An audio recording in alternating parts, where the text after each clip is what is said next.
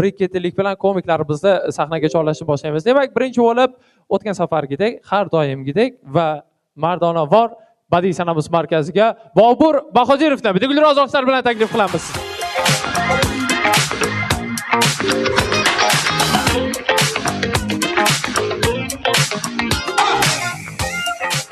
Assalomu alaykum hammaga. Bu sahnaga ikkinchi marta chiqishim. Sizlar ko'rib turgandan to'g'risi xursandman. Men ko'rgandan xursandmisizlar bilmayman. Xo'p. Ismim Bobur. Ota-onam, bobolarim havas qilib Zahiriddin Muhammad Boburga atab Bobur deb qo'ygan. Lekin men o'rtoqlarim Bobur yaxshimisan, holing yaxshimi demaydi. Bober kurva yo Pirdal aka deydi. Keyin ikkinchi laqabim juda ham O'zbekiston bo'yicha tarqab ketgan. Menimcha hammalaring bildilaring, aytishim shart emas. Mana shu stand-upga chiqyapman, ko'ryapsizlar. Har doim yo bir, yo ikkinchi bo'lib chiqaman.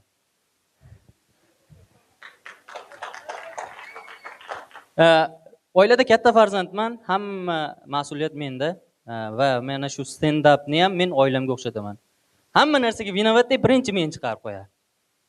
Bu birinchi chiqishim meni xuddi sayilda so'ylaydigan qo'chqor bo'lar-ku, eng kichkinasi men birinchi mendan boshlaydi-da. So'yilsin, o'rganib olsin hamma, keyin kattalar chiqaveradi. Xo'p, qo'chqor ham shu sal nimaroq odam, nima deydi? Sal nimasi balandroq. Shuni hisobiga qo'chqor dedim. Noto'g'ri tushunmaysizlar. Keyin ko'ryapsizlar, ikkinchi marta chiqayotgan bo'lsam, qishloqda emasda hazil qilaman ko'proq. Shuning uchun bu safar ham qishloqdan boshlamoqchiman. Qishloq maktablari unchalik rivojlanmagan paytlarda o'qiganmiz. Yoshim juda katta emas, 23 daman. Lekin biz o'qigan paytlar kompyuter, ustozimizda Aker kompyuteri bo'lardi, sichqonchasi ham yo'q. Ikkita klaviaturasini nimasi tushib qolgan. Men maktabda yaxshi o'qiganman. Ismimni yozishni bilardim kompyuterda. Shuning uchun informatikadan olimpiadaga olib borgan.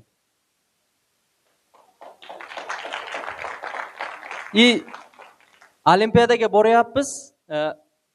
Suyam olsam maylimi deydik. Olimpiadaga boryapmiz. Hamma maxsus maktab bolalar kelgan. Bizning protsessorlar bunaqa, kompyuterlar bunaqa, bizda kullerlari bor, unday bunday. Men ham maqtanishim kerak, hamma maqtanyapti.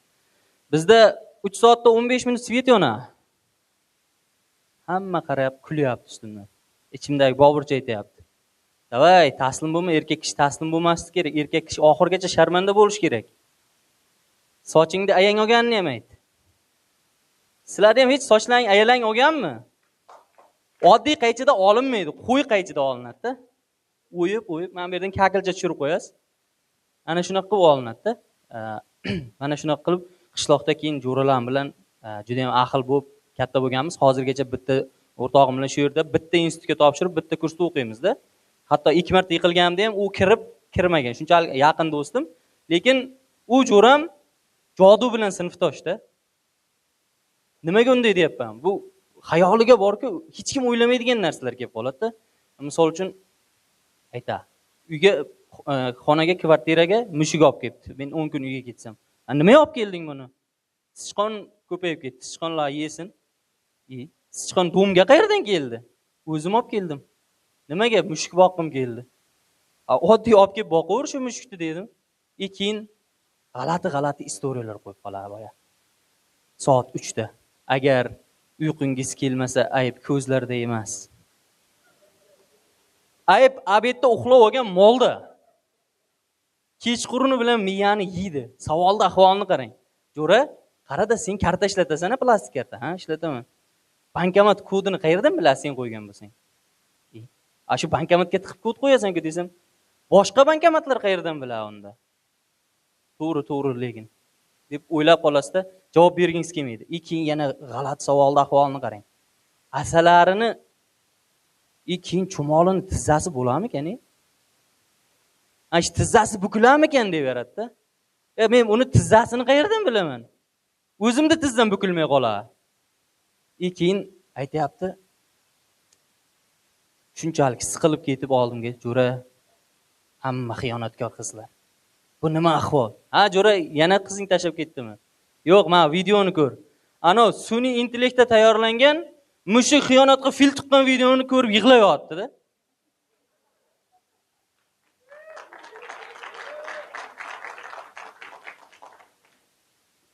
Keyin hamma hozirgi kunda menimcha eshitdi, 15 million odamni o'zbek aholisini ma'lumotlari internetga tarqab ketibdi, darknetga.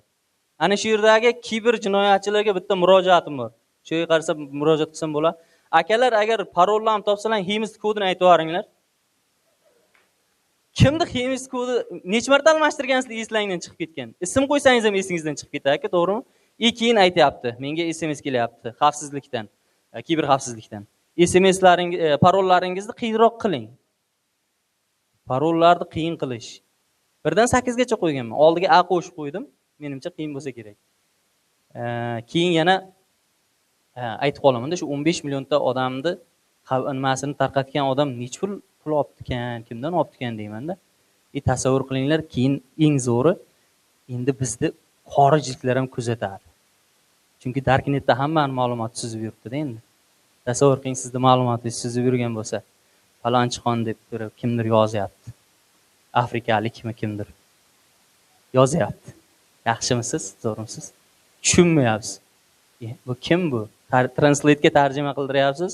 Kimsiz siz? Ma'lumotingiz darknetdan chiqdi. Siz darknet mayli, biz misol uchun qishloqda internetni bilmaydiganlar bor. Shunchalik-da.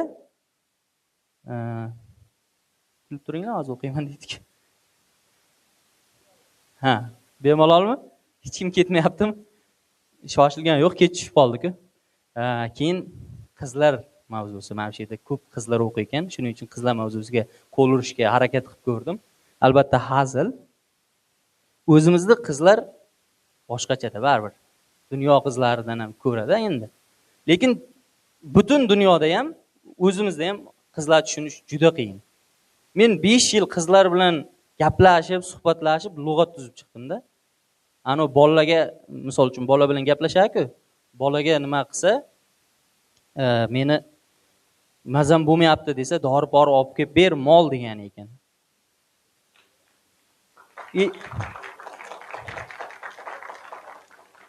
Qara, mana meni dugonamni yigitim buni olib berdi, buni olib berdi.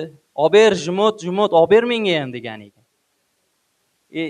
Keyin qarang, mana bu narsalar juda ham shirin ekanda, do'stlarim aytdi degani. Pul sarflab ovqatga boraylik degan ekan. Ana shu narsalarni zo'rg'a o'sha 5 yilda o'rgandim, 3 ta 4 tasini. Hammasini ham o'rgana olmadim. Ana. Yana bitta. Yangi lug'atga qo'shib qo'yamiz. Keyin sevgan qizim urush boshlab qoldi-da, janjal. Nimadan boshlaganini o'zi tushunmaydi. O'la agar o'zi tushunmaydi. Maqsadini ham o'zi tushunmaydi. Nima bo'ldi desam, hech narsa deydi. Unda yaxshi deb yozibman-da men ham. U hech narsa degani u qizlarning lug'atida arxivingda titkilayman degan ekan.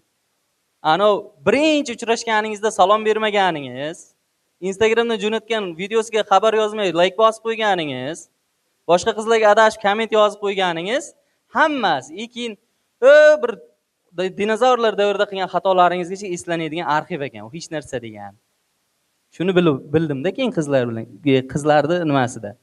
Keyin shu gaplashayotgan narsamizni 5 minut o'tib skrinshot qilib tashlayapti. Hayronman. Buni nimaga menga jo'natding? Keyin bilsam, telefonni olib ko'rsam, u 4 talik krugi bor ekan ular. Ana u 4 talik krugda bizda g'iybat ketgan. Bu bola bo'lmaydi, unday ekan. Men o'zim haqimda ana shu yerda ma'lumot bildim.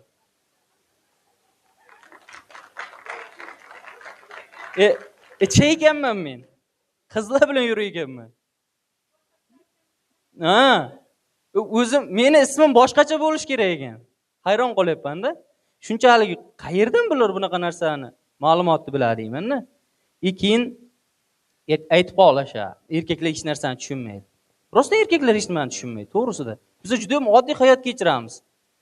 Qornimiz och qolsa ovqat yeymiz, charchasak uxlaymiz. Biror muammomiz bo'lsa hech kimga aytmaymiz. Qizlarda topishmoq, jumboq, o'zing topib ol kerak bo'lsa. Nima bo'ldi? Bilmasam. Ayt. Bilmayman. Bo'pti, agar yaxshi dam ol, o'chirasiz. Siz meni hech qachon tushunmagansiz. Bayram bo'lar keyin bu yoq. Urush, janjal, 4-jahon urushi.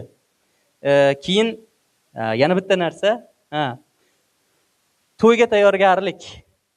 Qizlar bilan o'g'il bolalarda. O'g'il bola 2 minutda tayyor bo'ladi. Shunda yuzni yuvadi, tayyor. Kutib turibdi qizni. Tasavvur qiling. Qiz chiqaman deyapti, hozir chiqaman deyapti. U hozir chiqaman degan, hozir degani 2 soat degan ekan. Kiyimim yo'q degani, shkafimda 20 ta kiyimim bor, hamma ko'rgan degani ekan. Boshqa kerak degan ekan. Olib ber degan ekan. Xullas kalom. Hozir yana zaryadni tugab qolibdi. Keyin rasmga tushish. Bizga farqi yo'q. Rasmga tushsak, istoriyaga qo'yaveramiz. To'yda 99 ta rasmga tushasizlar, to'g'rimi? Bittasini qo'yasizlar, shunda ham o'xshamabdi, yaxshi tushmabman deysizlar. Nimaga? Hayron qoladi odam ko'rib, kuzatib. Mana shu narsalarni sekin-sekin o'rganyapman. Agar kimdir menga yordam bermoqchi bo'lsa, biror bir kelajakka yordam beradigan kitob qilib chiqaramiz, xudo xolasa. Ayollarni tushunish degan. Erkaklarni tushunish degan kitob chiqqan, bir varoq ekanda. Erkaklarni tushunish degan kitob bir varoq ekan. Sev, mehr ber, ovqat ber. Bo'ldi. Ayollarni tushunish degan kitob chiqqan 996 bet ekan. Hech qaysi betida yozuv yo'q. Eng oxirgi betga ochsa, baribir ayollarni tushuna olmaysan deb yozib qo'ygan ekan. Shunday ekan, ayollarimiz, qizlarimiz baxtimizga hamisha sog' bo'lsin. Meni stand-up'larim o'z yakuniga yetdi, Qo'chqor so'yilishga ketdi.